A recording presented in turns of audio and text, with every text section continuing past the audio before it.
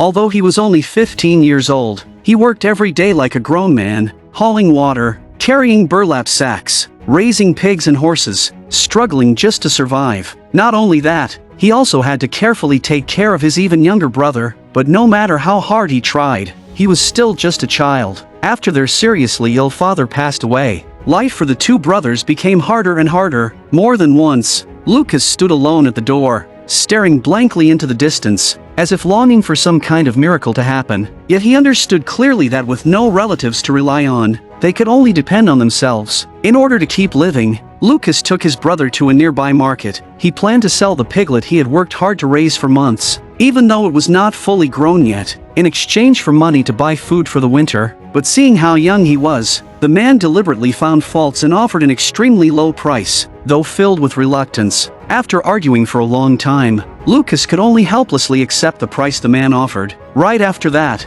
already short on food, Lucas immediately took the money to the shop to buy supplies for the winter. The kind-hearted shop owner not only gave Lucas's brother a piece of candy, but after learning about the brothers' difficult situation, he also voluntarily gave Lucas a discounted price. But just as Lucas was loading the purchased food onto the cart, he suddenly heard his brother crying. He rushed back into the shop and saw his brother cornered by two boys, crying uncontrollably. Seeing this, the furious Lucas did not hesitate, grabbed a stick nearby, and struck the two boys who were bullying his brother. He then hurriedly fled the market with his brother. After asking what happened, he learned that the two boys had just snatched away the candy the shop owner had given to his brother. One afternoon a few days later, his brother suddenly spotted someone in the distance riding a horse straight toward them at full speed. Faced with the sudden appearance of a stranger, the sharp-minded Lucas thought it over briefly, then immediately stood up and ran quickly into the room. He stood before the long gun his father had left behind, hesitated for a long time, and finally mustered the courage to pick it up and rush outside. This was the first time the 15-year-old had ever raised a gun on his own. Facing a sudden stranger, tension, fear, helplessness, and unease flooded every cell in his body. It turned out to be the boy he had injured days earlier, along with the boy's father, insisting on the high compensation and saying that otherwise he would inform the sheriff and have Lucas arrested and sent to prison. Lucas decisively raised the gun. Seeing the gun suddenly raised, he said with contempt that I will give you 1 day. Either you pay, or you go to jail. With that, he turned and left without looking back. Lucas turned to look at his young brother and sank into deep despair. He was not afraid of going to prison, but he was terrified that if he went to prison, there would be no one left to take care of his brother. When his brother asked what they should do if the man came back for money the next day, Lucas thought for a few seconds, then comforted him with a firm tone, saying, "Don't worry, your brother is here." But after leaving his brother's room, he sat alone on the grass and cried for a long time. Early the next morning, Lucas suddenly saw a wild wolf outside the door. Before this, he had already seen this wolf many times, thinking that he might be sent to prison that very day. And to prevent the wolf from harming his brother in the future, he decisively picked up the gun and rushed out, closely following behind the wolf. Even though he was already out of breath, he still refused to give up the pursuit, because before going to prison, he wanted to eliminate every danger for his brother. After chasing for who knows how long, he finally found a chance to shoot, but what he never expected was that the bullet did not hit the wolf, but instead accidentally struck a man who suddenly appeared. Watching the man lying on the ground in agony, struggling, and then slowly losing his breath, Lucas's mind fell into complete chaos. In the end, he was sent to court, although he desperately explained that it was an accident and that he had only caused the man's death by mistake. Because of the conflict between him and the man a few days earlier, the judge ultimately ruled that Lucas was guilty of premeditated murder and sentenced him to hanging. At that moment, Lucas's world instantly lost all color, and everything before his eyes turned completely dark. He feared death, but what terrified him more was that after he died, his young brother would have no one to care for him. But at this point, he could only accept this helpless and unwilling fate. As he sat numbly in prison, waiting for the hanging 5 days later, a woman Lucas did not know suddenly arrived in the town. The woman tried every possible way to plead with the judge and the jury. She hoped that everyone would reconsider the verdict, given that Lucas was only a 15-year-old child. But no matter how she begged, no one showed any intention of reopening the case. With no other choice, The woman gave up arguing and came to the prison to visit Lucas. It turned out that she was Lucas's mother's aunt, his great aunt. Looking at this great aunt he had never met before, Lucas seemed to see a faint light in the darkness. He begged his great aunt to find a way to save him, but she said she deeply sympathized with what Lucas had gone through, yet she was powerless to help. With no hope left, Lucas could only beg again, hoping that his great aunt could take in his younger brother, but she said her own life was difficult, and being old already, she simply could not care for a child. After saying the words "take care," she stood up and left. The great aunt appeared in a hurry and disappeared just as quickly. From that moment on, Lucas never saw her again. Lucas believed that he was surely going to die, but unexpectedly, on the night before the execution, a man suddenly rode into the town on horseback. Taking advantage of the empty surroundings, the man quietly approached the police station and quickly pulled out a handgun. Soon after, the sleeping Lucas was awakened by sudden gunshots. Hearing the loud and chaotic sounds of fighting outside, the alert Lucas quickly got up and looked out. Before long, he saw a strange man slowly walking toward him. Staring at the killing intent on the man's face, Lucas instinctively began to move backward. Without a word, the man tried to take Lucas away. Although Lucas also wanted to leave the prison, he did not want to escape in this way, but the next second, the man knocked him unconscious and carried the fainted Lucas out of the station. When Lucas opened his eyes again, he found himself lying on a patch of grass, and the man from the night before was standing beside him, holding a gun. Lucas immediately jumped up in panic. He kept asking who the man was and why he had brought him here, but no matter how he asked, the man remained silent, only skillfully tossing a canteen to Lucas. Already extremely thirsty, Lucas hesitated briefly before drinking heavily. Then, still worried about his brother, Lucas hurriedly stood up and tried to go find him, but the very next second, just as he was about to climb onto the horse, the man grabbed him and threw him hard to the ground. The man told him that from the moment you escaped prison, your life has no way back. If you want to stay alive now, you must obey my orders. Hearing the man's words, Lucas felt deeply wronged, because he never wanted to escape from prison. It was this man who forcibly dragged him out of the jail. But thinking carefully, if it were not for this man, perhaps he would already have been taken to the gallows by the sheriff. After much thought, in order to survive and to see his brother again, Lucas had no choice but to temporarily follow the stranger's arrangements and step onto a harsh road of escape. In order to find out who the man that rescued him from prison really was, Lucas took advantage of a rest along the way and stole the gun from the man's saddle while he was not paying attention. Under Lucas's repeated questioning with the gun pointed at him, the man finally explained his identity. The man told Lucas that he was his grandfather. After hearing this, Lucas was completely enraged, because from the moment he was born, his mother had told him that his grandfather had already died from illness long ago. Looking at the man who suddenly claimed to be his grandfather, Lucas was filled with confusion. Just as Lucas was distracted by doubt, the man suddenly made a move and snatched the long gun straight out of his hands. He then warned Lucas that if you ever dare to point a gun at me again, I will not let you off, even if you are my grandson. But the stubborn Lucas, who did not believe the man, replied defiantly that there will definitely be a next time. Before the words had even fully left his mouth, the man slapped him hard across the face. In the early hours of the next morning, while the man was still fast asleep, Lucas quietly got up and tried to run away. He ran a long distance in one breath, but when he finally stopped to rest, the man appeared behind him like a ghost. The man told him that this was a desolate wilderness with no people around, and only by following me can you stay alive. As he spoke,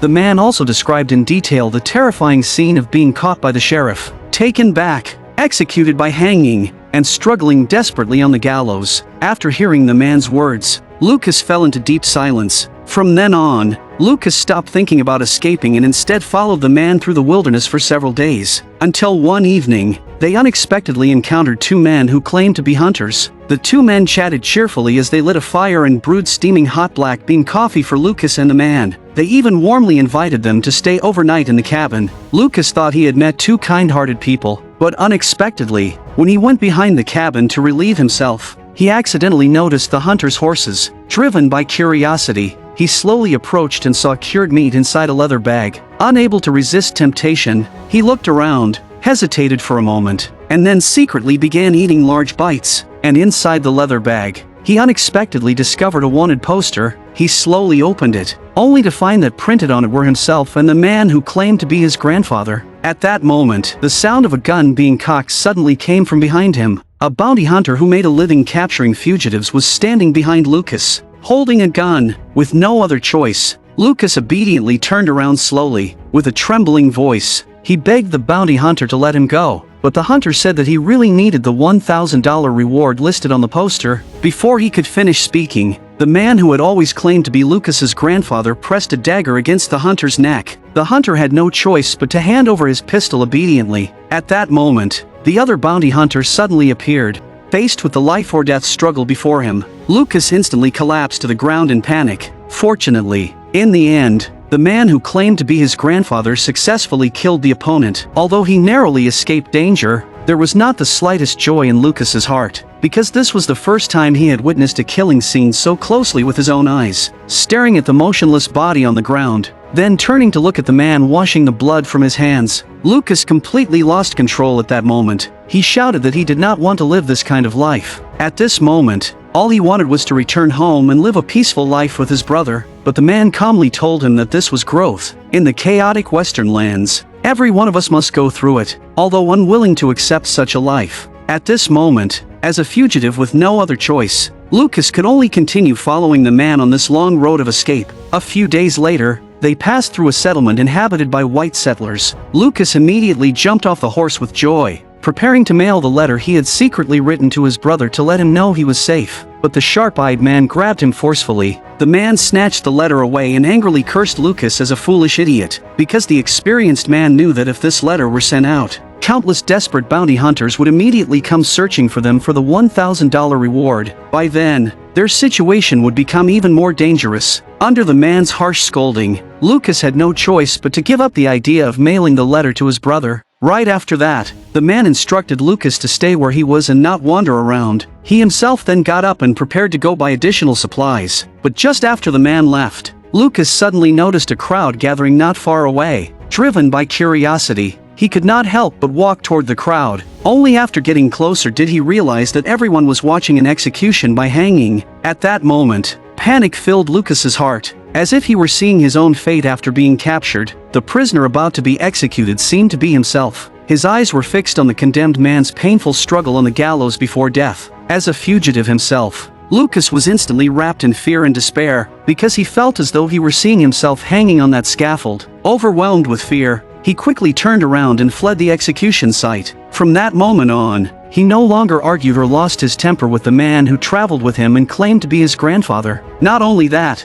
he also began to carefully learn various survival skills from the man. He finally started to slowly accept this mysterious grandfather who had suddenly appeared in his life. Seeing Lucas's sudden change in attitude, his grandfather felt deeply relieved. As time passed, they grew more comfortable with each other, and their bond became closer and closer. When they passed a supply stop, the grandfather even went out of his way to buy Lucas a spotted dog. Watching Lucas happily playing with the spotted dog in the distance, the grandfather, who had wandered alone for years, seemed to feel a long-lost sense of family warmth. And through their conversations, Lucas finally learned that when his grandfather was young, he lost all his land because he could not repay a bank loan. In his rage, he killed the bank manager and blew up the bank, becoming an outlaw forced to flee ever since. For many years, he lived under an assumed name, drifting from place to place. It was not until he later received word from his sister that his grandson Lucas had been sentenced to death. Only then did he pick up a gun again, storm the police station, and break Lucas out of prison. Listening to his grandfather calmly recount these experiences, Lucas's eyes had already turned red. Since his father's death, he had been raising his younger brother alone, living a life of hardship. So Lucas deeply understood the unspoken pain and suffering hidden behind his grandfather's casual words. One evening a few days later, they unexpectedly came across a wooden cabin. Exhausted in both body and mind, they wanted to stay there for the night, but were driven away at gunpoint by a woman, and the woman's son was about the same age as Lucas's brother. At that moment, already missing his brother, Lucas missed him even more. Before leaving, he gave his beloved spotted dog to the boy. Then, with eyes full of loneliness, he rode away and continued his endless escape, perhaps because he missed his brother too much, or perhaps because of the long days of hardship. Lucas soon developed a high fever and became delirious. Fortunately, they stumbled upon an abandoned cabin and found temporary shelter. In order to let Lucas fully recover, his grandfather stopped fleeing and stayed in the cabin for several days. At the same time,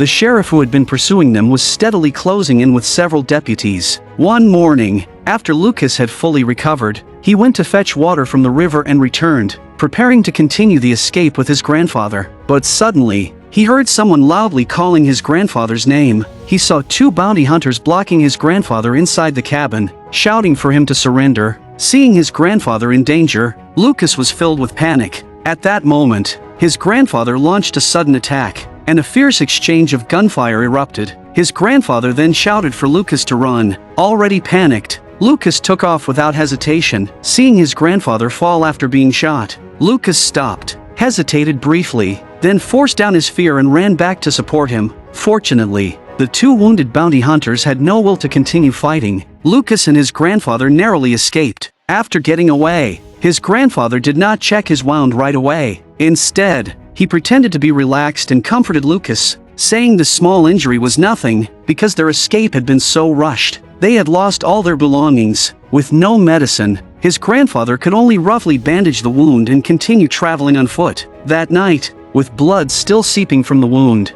his grandfather was clearly running out of strength, yet he still smiled and told Lucas that it was no big problem. Hearing this, Lucas fell into deep silence. At dawn the next day, while his grandfather was still asleep, Lucas took the gun and tried to hunt a wild rabbit to help restore his strength. But before finding a rabbit, he unexpectedly encountered several Native Americans. Surrounded by them as they circled and ran around him, Lucas forced himself to stay calm and shouted that he was only hunting a rabbit and meant no harm, but they could not understand his language at all. Before long, the Native Americans dismounted and approached him, speaking words Lucas could not understand. After hesitating briefly, Lucas chose to give in. He knelt down, raised his long gun with both hands, and showed submission. He wanted to trade his gun for a horse. Understanding his intention, the Native Americans examined the gun and gladly agreed to the exchange. With the help of the horse, Lucas and his grandfather soon reached a small town. Lucas supported his weakened grandfather into a saloon,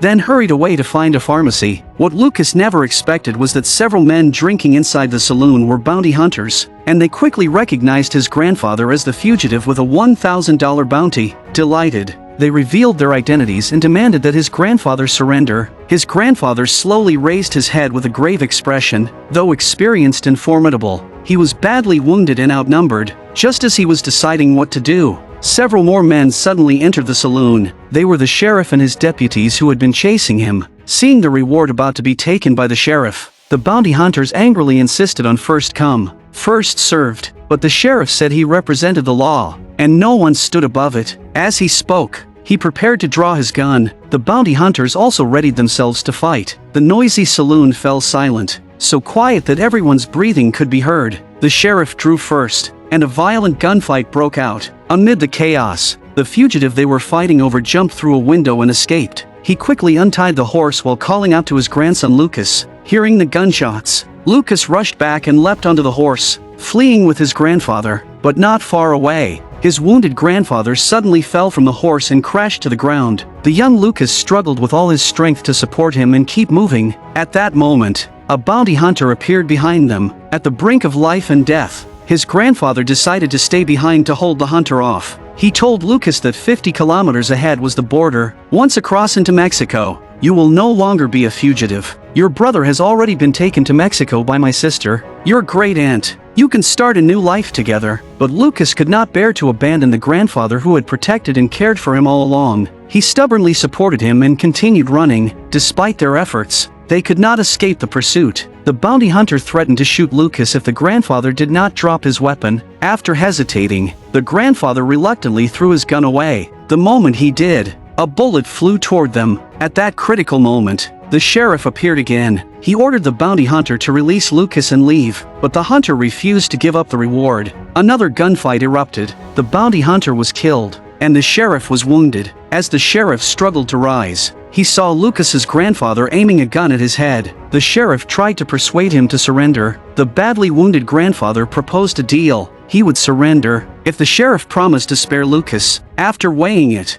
the sheriff reluctantly agreed, but Lucas could not bear to leave his grandfather behind. The grandfather said he did not have much time left. He only wanted to be useful one last time. He told Lucas never to cry for me, because I was not a good man, I was not a good father, and not a good grandfather. Hearing this, Lucas threw himself into his grandfather's arms. It was the first hug of his life, and the last. He mounted the horse, looked back one final time, and rode away. When his grandfather was brought to the gallows, he was already gone, yet even in death, the execution was carried out. Lucas rode on and finally crossed the border, reaching the meeting place. There, he was reunited with the brother he had longed for day and night. I am a movie lover. Thank you for watching, and I will see you next time.